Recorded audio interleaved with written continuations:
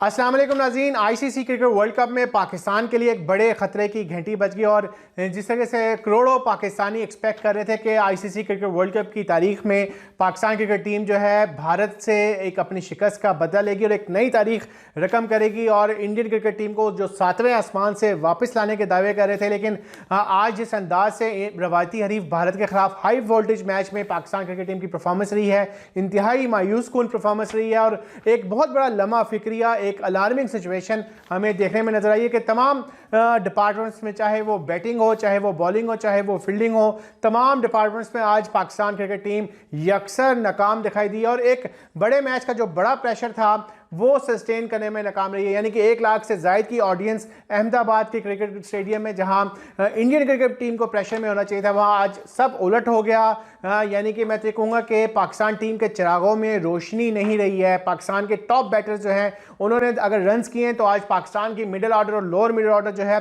यकसर flop दिखाई दिए। उसके बाद जो बॉलर्स थे, पता नहीं उन हमारे बॉलर्स को क्या हो गया है, ये भी एक बहुत बड़ा सवालिया निशान है। लेकिन तमाम क्रेडिट मैं दूंगा इंडियन क्रिकेट टीम को, इंडियन क्रिकेट टीम के कैप्टन रोहित शर्मा को, कि उन्होंने जो स्ट्रेटजी बनाई थी, जिस एग्रेसिव तरीके से उन्होंने पाकिस्तान के ऊपर प्रेशर बनाया, तमाम क्रेडिट इंडियन क्रिकेट टीम को जाता है। और सबसे बढ़कर मैं ये कहूँगा कि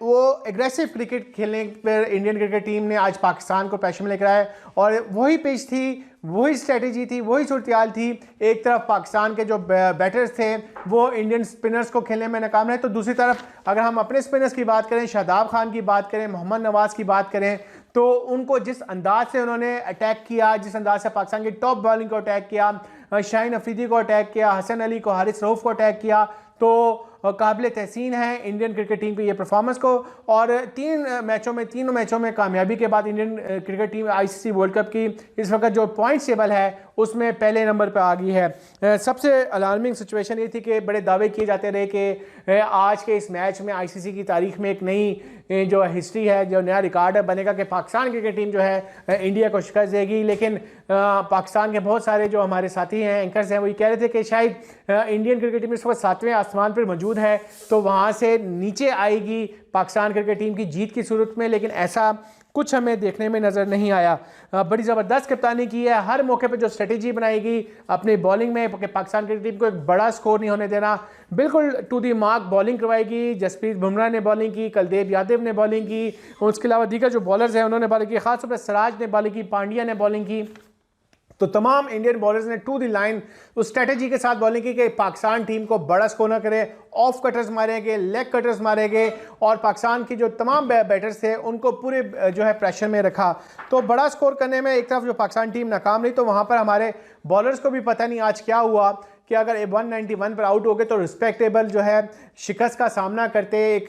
40-45 ओवर तक जो है जाते। मुझे तो लग रहा था कि मैं जो अफगानिस्तान क्रिकेट टीम को, जो इंडिया की बी टीम कहता हूँ कि बेबी टीम है इंडिया की, कि जिस तरह चाहे जो है इंडिया उसके साथ सलूक करता है, लेकिन उसी से कुछ सबक सीख लेते हैं कि इंडिया के ख़िलाफ़ जो है 272 रन किया अफगानिस्तान ने और इंडिया ने जो है रोहित शर्मा की शानदार सेंचुरी की बदौलत वो 35 ओवर्स में पूरा करे। लेकिन यहाँ पर तो पाकिस्तान के इतने बड़े बड़े नाम थे। मैं बार बार कह रहा था कि हमारे जो मिडिल ऑर्डर टीम है पाकिस्तान की, जब बड़ा मैच आएगा तब उसकी परफॉर्मेंस का पता चलेगा। परफॉर्मेंस तो पता चल गई, बड़े वन साइडेड मैच देखा कि करोड़ों नाज़रीन इस क्रिकेट मैच को वर्ल्ड कप का जो सबसे बड़ा मैच करार दिया जा रहा था उसको देख रही थी। लेकिन बड़ी मायूसी हुई, ना सिर्फ बैटिंग के शोबे में बल्कि बॉलिंग के शोबे में भी। मैं कह रहा हूँ कि पाकिस्तान के जो टॉप बॉलर्स थे, चाहे शाहीन अफरीदी ने 2 आउट ज़रूर किए 36 रन देकर, लेकिन मैं देख रहा था हारिस रऊफ को बार बार बॉलिंग दी जा रही थी। वो जिस अटैकिंग तरीके से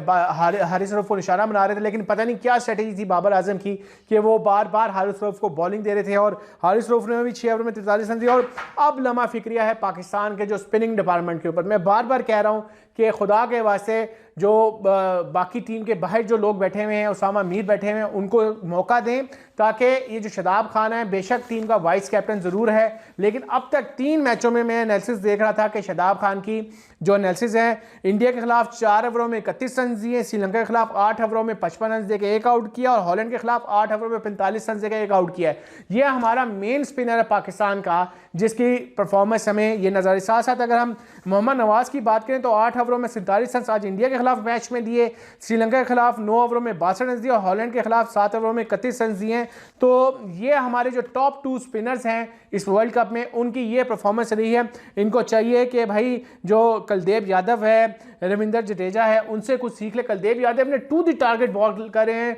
अप टू द मार्क अब तक इस वर्ल्ड कप में, और सबसे कामयाब बॉलर दे रहे हैं कि टारगेट के साथ बॉल कर रहे हैं। लेकिन हमारे शादाब खान हैं, लाडले हैं, उनको समझ नहीं लग रही भाई। बाबर